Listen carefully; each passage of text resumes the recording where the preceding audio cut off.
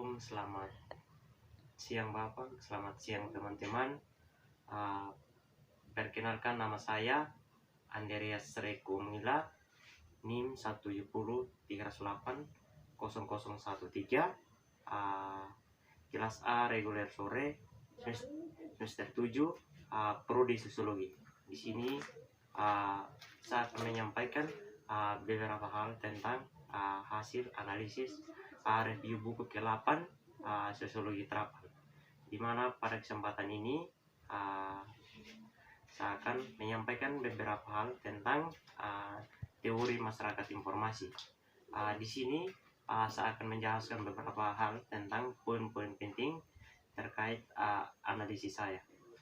Yang pertama, kita berbicara kualitas informasi. Di sini berkaitan dengan kualitas informasi bahwa adanya mendorong atau pandang kritis terhadap masyarakat.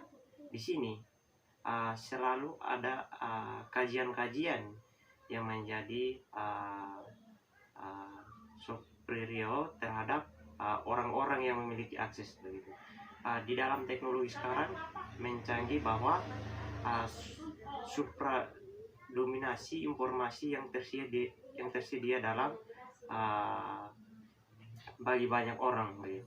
Di sini kita berbicara masyarakat pasca industri atau Daniel Bell. Di sini berlangganannya gagasan bahwa sesuatu di masyarakat bermuncul karakteristiknya di dalam masyarakat. Informasi saat ini bahwa Daniel Bell menemukan bahwa industrialismenya munculnya untuk digunakan secara masyarakat.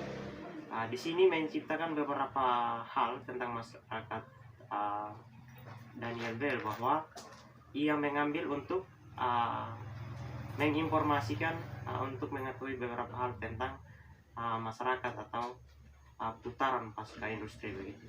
Di sini kita berbicara tentang neo-evolusionisme. Di sini kita berbicara tentang Daniel Bell adalah menyerahkan bahwa Amerika Serikat mengikat pada atau menuju sistem tipe-tipe baru di dalam masyarakat atau pasca industri. Maka ia mengklaim bahwa perkembangan mereka dalam hadiratnya atau berpikir dalam melajak sesuatu dalam gerakan para industri saat ini. Di sini juga para industri untuk memastikan di dalam masyarakat tertentu begitu. Jadi di sini juga kita berbicara masyarakat pasca industri. Di dalam masyarakat struktur sosialnya kita terpisah dari politik. Nah, Bell mengatakan bahwa munculnya perubahan yang hanya dalam struktur sosial. Di sini secara ekonomi atau secara pekerjaannya, di dalam sistem kreatif yang termasuk masalah politik, budaya, maka kedatangan kita di dalam masyarakat pasca industri memiliki satu ranah politik yang merubah suatu perubahan kita yang terjadi di sektor masyarakat. Di sini seseorang boleh berasumsi bahwa masyarakat itu meliputi dari berbagai politik yang sejarat. Di sini juga kita berbicara tentang konservatisme intelektual. Di sini masyarakat industri sementara bahwa banyak pekerjaan informasi sampai sekarang dan peningkatan informasi itu jelas di dalam pengguna masalah ini adalah mendorong secara inovasi bahwa pasca industri itu memandai apa yang menjadi masyarakat berkomitmen, sehingga divisi-divisi mereka atau fondasi mereka bisa membangun secara kreatif. Di sini masyarakat tidak melekat pada kenaikan jumlah yang profesional gitu. Di sini teori dalam regulasi. Di sini artinya kapitalisme, bagaimana sistem didasarkan bagaimana profit atau ekstensi atau yang meneruskan mencapai stabilitas ekonomi, maka menempatkan dalam istilah regulasi. Nah, teori di sini memikirkan bahwa bagaimana akumulasi kita atau kapitalisme kita secara cenderung untuk menuju keseimbangannya kita dalam suatu masyarakat ini. Di sini bergerak bahwa banyak yang diperlukan untuk memastikan bagaimana tatanan sosialnya kita atau perkembangan kita dalam suatu pasar. Di sini kita berbicara masalah dengan post Fordisme. Artinya teori ini meliputi menarik banyak-banyak hal yang secara intelektual. Nah, dari beberapa teori yang kita perlu bahwa menjelaskan ketidakmampuan atau untuk memenangkan dan kontrol dalam pemilu pada tahun 1979 sampai dengan 1987. Di sini tidak mendukung secara permohonan kolektif. Jadi di sini juga kita berbicara masyarakat jaringan atau manual Chastel. Di sini manual Chastel berbicara bahwa masalah yang menonjol dalam pribadi kita atau yang terkenal dengan generasi, bahwa triloginya kita secara informatisnya kita, bahwa edisi pertama yang muncul pada tahun 1996 dan 1998 bahwa menawarkan bahwa beberapa hal secara sistematik tentang apa yang dipahami oleh masyarakat tersebut. Di sini berbicara jaringan, bahwa peninjauan atau penempatan bahwa pemikiran sosial mereka terkesan dengan karakteristik untuk studi pembangunan di luar daripada data empirisnya kita atau teori pemberani kita. Bagaimana Chastel ini bisa menjadi agen penerus untuk membangun suatu Karl Marx atau Max Weber di dalam atau Emile Durkheim. Di sini juga kita berbicara mobilitas. Mobilitas berbicara masyarakat jaringan. Bagaimana memperhatikan saat ini informasi secara signifikan saat ini bisa berpikir tentang bagaimana informasi kita membantu untuk menghargai fitur-fitur yang di lingkungan kita. Di dalam hal ini perkotaan yang berasal dari atau membentuk simpul informasi dalam dunia kita. Di sini terhubung komposisi bahwa tidak kesetaraan sosial, bagaimana informasi kita bisa muncul sebagai kategori utama pekerjaan.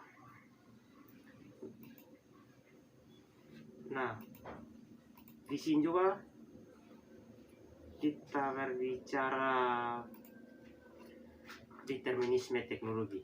Para pemikir mobilitas kita berpendapat bahwa penggerakan kita saat ini, bagaimana masyarakat produk dan informasi telah berkembang atau diperpecah menjadi sebuah definisi dalam kehidupan kita saat ini. Nah, di sini teknologi munculnya sebagai pembantu faktor utama bahwa membuat sesuatu atau poin-poin, tetapi perlu menolak bagaimana determinis itu bisa menyangkau secara teknologi. Nah, di sini berbicara ekonomi politik Herbert Schiller. Nah, sebagai ekonomi meskipun menjadi profesor, tapi secara komunikasi di Universitas California dan pada tahun 1970, di mana mereka bisa dianggap sebagai gagasan secara urbanisasi. Nah, di sini pada tahun 1960, tetapi kemudian yang baru didirikan UJSD, dan menariknya sekarang diperingkatkan di antara universitas dunia tersebut.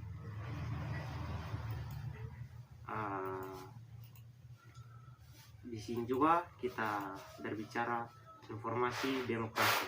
atau Jurigen Habermas, ruang publik dan lembaga layanan publik. Di sini berbicara demokrasi kebutuhan memilih trust informasi terhadap demokrasi dan analisis informasi. Di sini satu alasan kesimpulan bahwa Amerika fundamental saat demokrasi membutuhkan warganya untuk mendapat sebuah informasi yang baik, sehingga pemerintah dapat menjadi kebijakan atau kerjasama dalam layanan publik.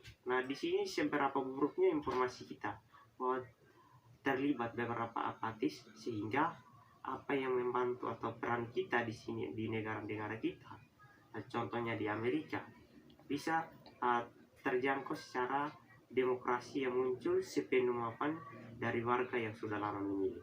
Nah, ada prosedur tersendiri untuk memilih dan menjangkau suatu kerjasama kita.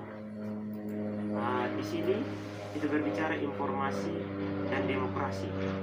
Pandangan mereka yang mengakibatkan bahwa mengalami ledakan informasi, bagaimana menghuni masyarakat informasi, tetapi kepercayaannya kita di dalam masyarakat bisa memotivasi atau dapat bersifat propaganda. Nah, dalam hal ini kita melihat bahwa informasi dengan kesetaraan kita secara demokrasi, secara sosialnya kita, maka pemerintah dapat diterima saat ini. Nah, seperti yang telah kita ketahui atau yang kita lihat, bahwa argumen kita pada saat ini adalah kebutuhan informasi. Banyak sekali tantangan kita dari masyarakat, banyak atau sistem kita bisa mempengaruhi campur tangan untuk menutupi kekurangan kita saat ini. Nah, di sini juga kita berbicara